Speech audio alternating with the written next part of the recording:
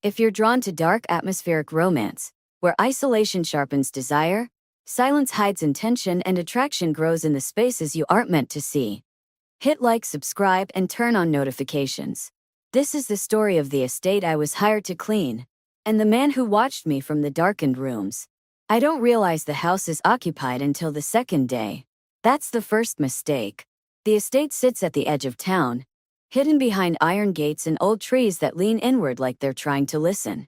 The agency listing said unoccupied property, deep clean required, owner rarely present.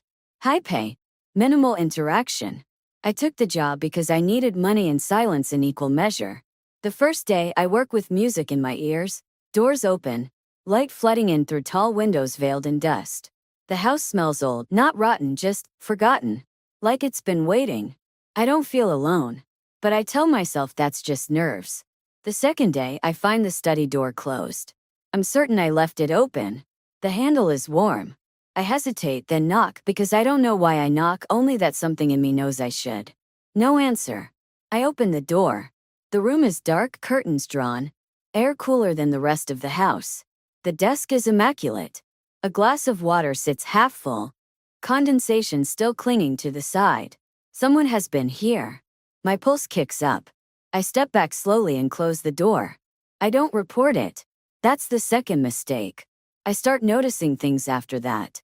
Lights off that I swear I left on. Windows cracked open overnight. Objects moved just enough that I question my memory.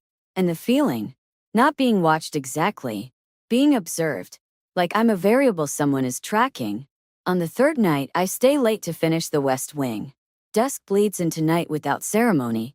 And I'm vacuuming the upstairs hall when I hear footsteps below. Not creaks. Footsteps. Measured. Unhurried. I freeze. The sound stops. Silence stretches. Then from somewhere below. You're working late. The voice is low. Controlled. Male. I grip the railing, heart pounding. Ah yes. I was told I could. A pause. You can, he says. I just wasn't expecting company. I finally see him when he steps into the light at the bottom of the stairs. White. Tall.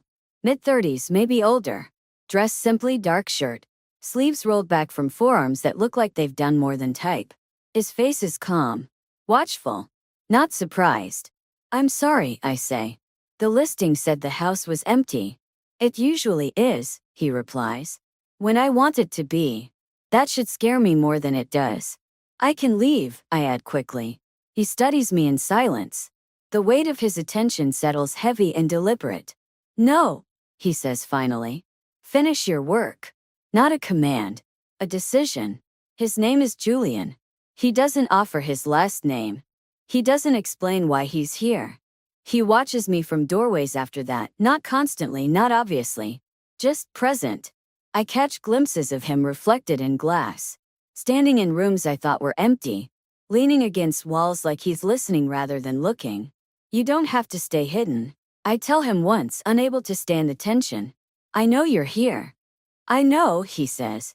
But you work differently when you forget. Forget what? That you're not alone. The honesty in that unsettles me. I should quit. Instead I keep coming back. The house reveals itself slowly. Rooms he never enters. Doors that stay locked. Corridors that echo even when no one walks them. Julian never touches me. Never gets too close. But he always positions himself where he can see me. You don't trust people in your space. I observe one evening as I dust the grand dining table.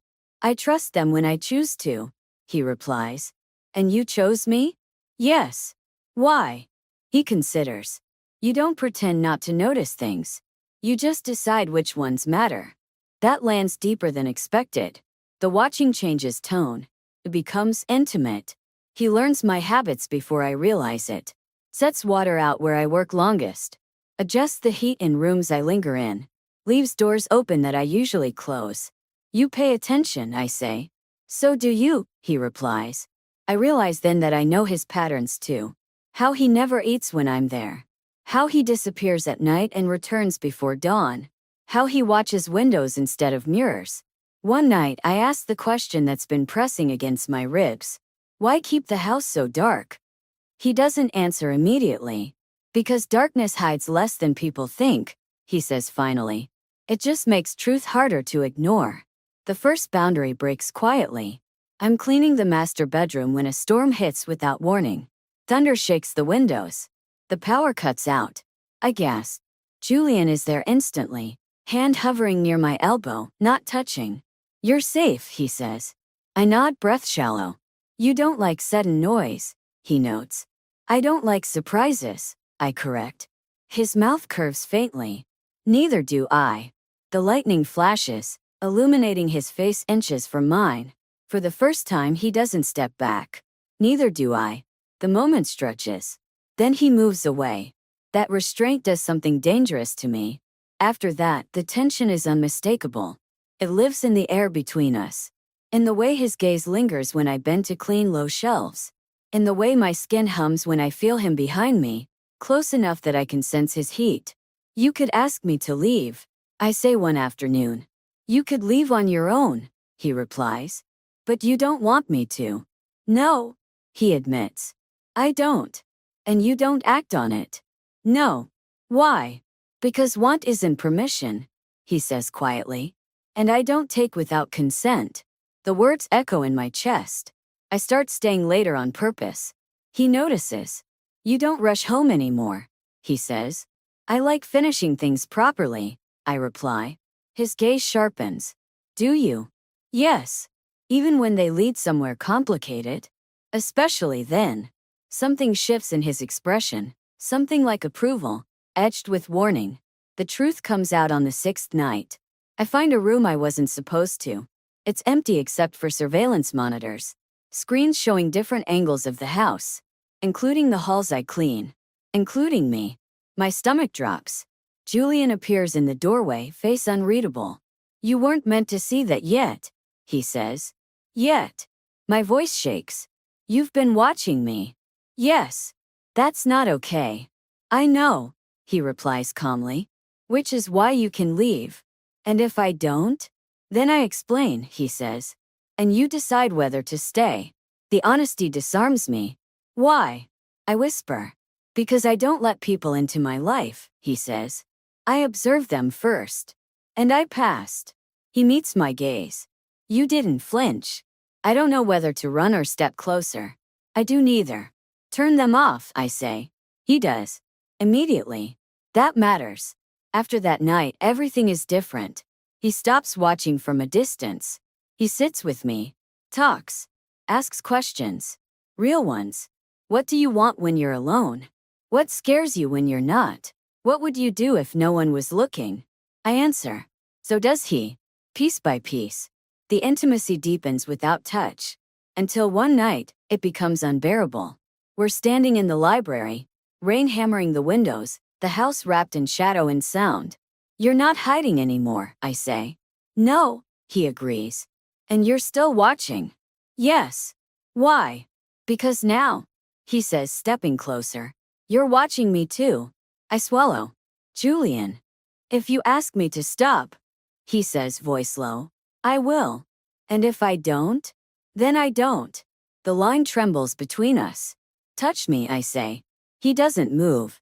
Say it again, he murmurs. Touch me. He steps into my space then, slow, deliberate. His hand lifts, stopping inches from my waist. You're choosing this, he says. Yes. Only then does he touch me. Not roughly. Not possessively. Like the moment matters. After he doesn't cage me. He opens doors. Let's light in.